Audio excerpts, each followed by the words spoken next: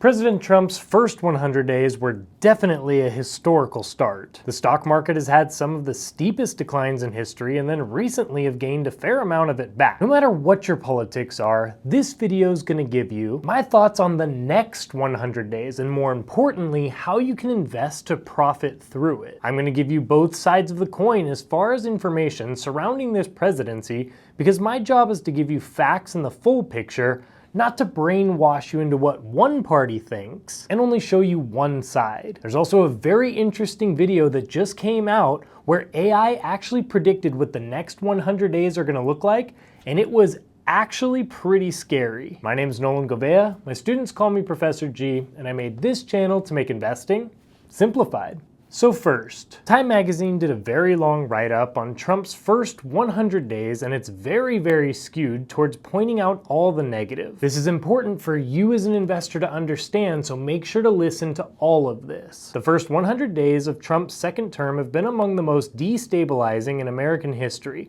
A blitz of power grabs, strategic shifts, and direct attacks that have left opponents, global counterparts, and even supporters stunned. Now remember, this is coming from a negative stance, but stick with me because it's very important for you to understand what people are saying. Trump has launched a battery of orders and memoranda that have hobbled entire government agencies and departments. He's threatened to take Greenland by force, seize control of the Panama Canal, and annex Canada. Weaponizing his control of the Justice Department, he's ordered investigations of political enemies. He's gutted much of the civil service, removing more than 100,000 federal workers.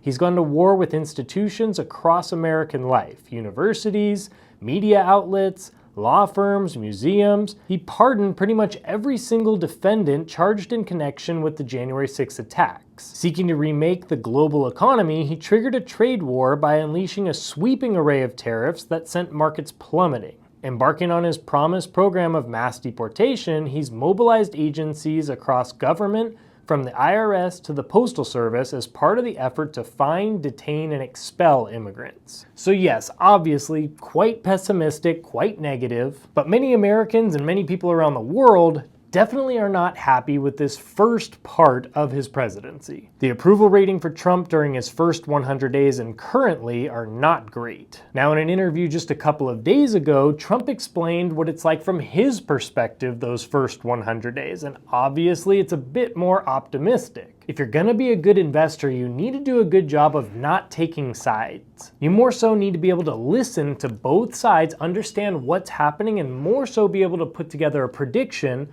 for what's gonna happen in the future based on all of the information that you're gathering. So Trump said a lot here, but here's a couple of the highlights from his perspective. Prices are down on groceries, prices are down for oil, prices are down for all energy. Prices are down at tremendous numbers for gasoline, is what he said. On securing the border, it's really secure.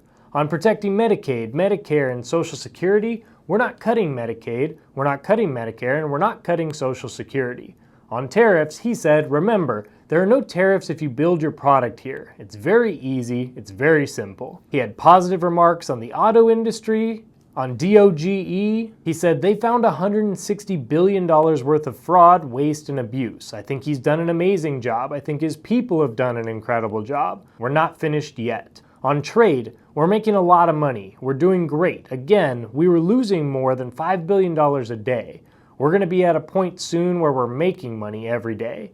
And on the China tariffs, he said, at some point I'm going to lower them because otherwise you could never do business with them. And they want to do business very much. That one is very important to keep in mind. He's already starting to say that the whole point is not to keep those tariffs as high as he originally said. He knows that in order to do business, we're going to have to bring those tariffs down. But now you see both sides, the very optimistic and the very pessimistic of his first 100 days. Now this YouTube channel called I Ask AI went ahead and asked AI what will Trump's next 100 days look like, and it was scary believable. After this short clip, I'm going to explain what you need to do with this information and exactly how to invest to profit. All right, now I'm going to ask ChatGPT to predict what the next 100 days of Donald Trump's presidency might look like. So let's see what it comes up with. Trump will double down, not slow down. After bragging about the greatest 100 days in history, he's boxed himself into delivering even more, even faster. That means more executive orders, more flashy announcements, and more chaos, not less. His administration will likely ramp up mass deportation attempts. He'll continue to lean on the Alien Enemies Act to justify removing undocumented immigrants, especially those labeled as criminals or gang-affiliated, because he sees it as something that actually delivers results. But here's the thing. The courts are going to step in. Expect lawsuits, injunctions, and maybe even some high-profile ICE raids gone wrong that dominate the headlines for days. That kind of overreach won't win him support beyond his base. It'll only sharpen the backlash. You'll also see the big, beautiful bill pushed in Congress, that massive tax cut package he keeps promising. No tax on tips, Social Security, overtime. Sounds great until people realize it's got a giant hole in it. Economists and even some Republicans will warn that it could blow up the deficit. Still, Trump will keep pressing for it, framing it as a test of loyalty.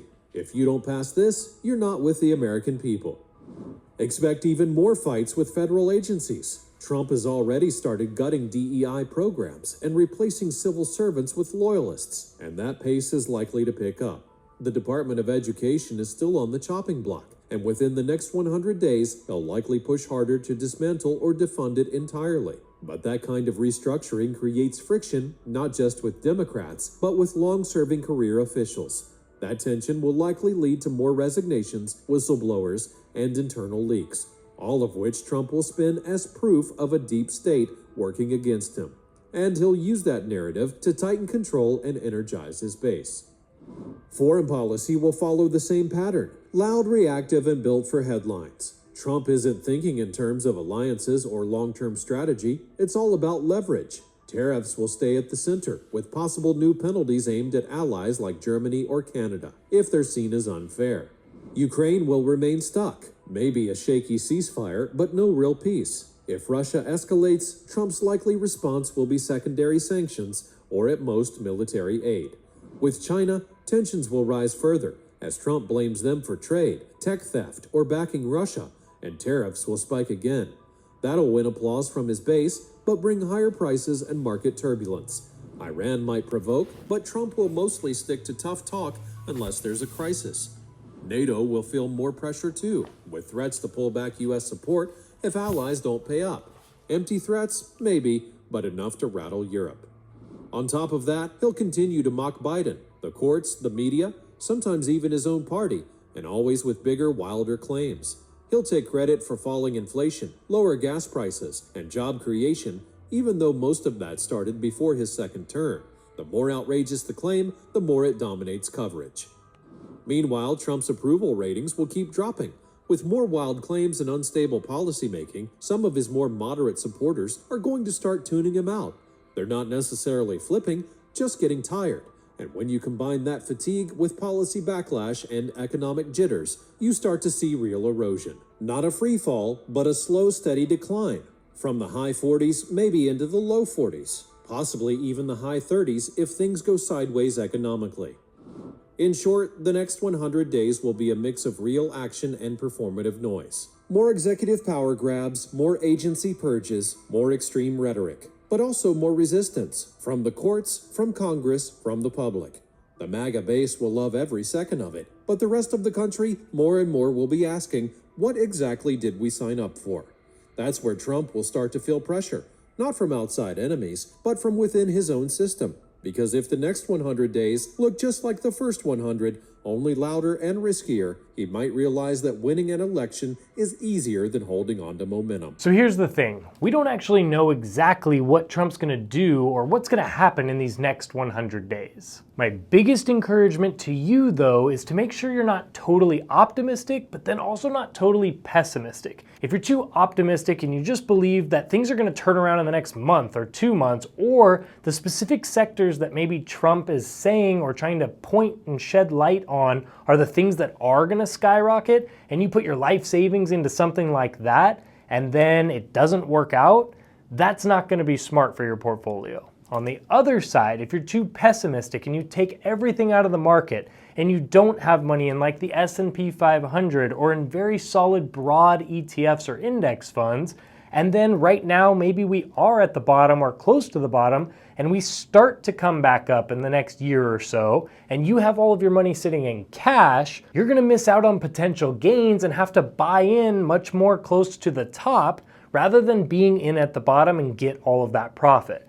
Plus, all of your money is going to be sitting in cash and being eroded by inflation. Understand that we've had crazy situations in the past that were very scary, and at the time, people thought that the stock market was never going to come back. I understand that this time might be different because it includes this idea that one man has the power to mess with all these markets, and there's a possibility that all these other countries stop doing trade with America, and that just blows up our whole economy. Well, in the Great Recession of 2008, we had such a big financial crisis, including fraudulent loans at such an enormous magnitude, that then it was different too. Nothing like that at that magnitude had ever happened before, and huge banks and financial institutions and other things were going totally bankrupt, and it just seemed like that stock market was going down for so long and stayed down for so long that it seemed like the stock market would never come back up. During COVID, we literally had a worldwide pandemic that was threatening lives and bankrupting businesses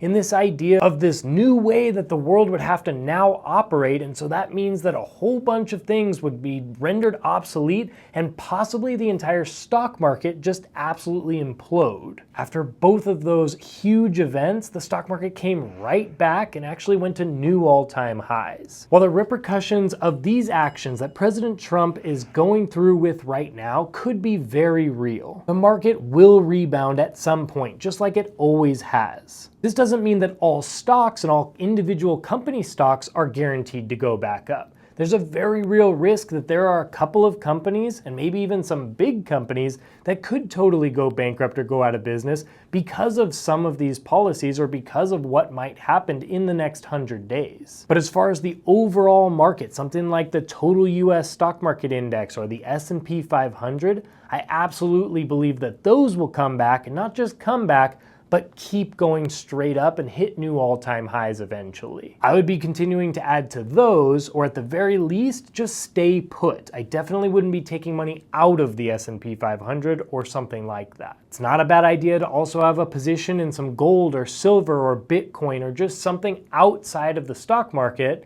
and something that will continue to rise in value even if the dollar loses value, which is totally something that could happen.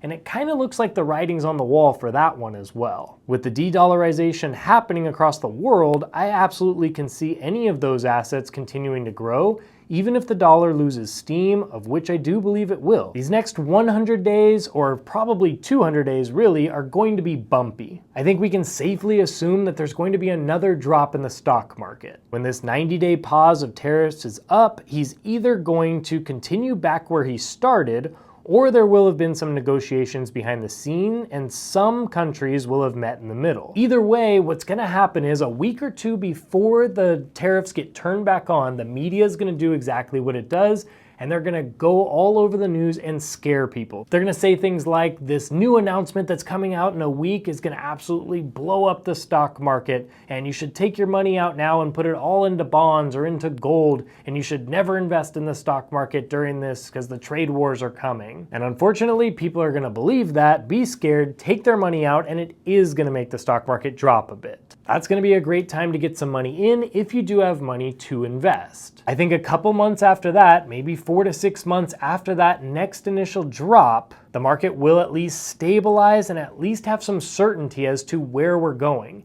If tariffs are turned on, eventually companies are going to adapt and eventually learn how to profit through it, just like they've had to adapt through all the different changes that have happened. At that point, the economic engine will be turned on, new companies will probably rise to the top, but overall, index funds like the S&P 500 or the total US stock market or any of these broad types of funds that I talk about all the time on this channel will be the beneficiary of that and will grow, and so will your portfolio. My thought is that the beginning of the bull market is going to happen sometime at the beginning of 2026. So to see how I'm investing right now during this drop, during the best time that you could be investing, watch this video here that goes over the 3-fund portfolio, but also goes over the actual percentages based on your age. Or watch this video to keep you going strong in your investing and keep investing simplified.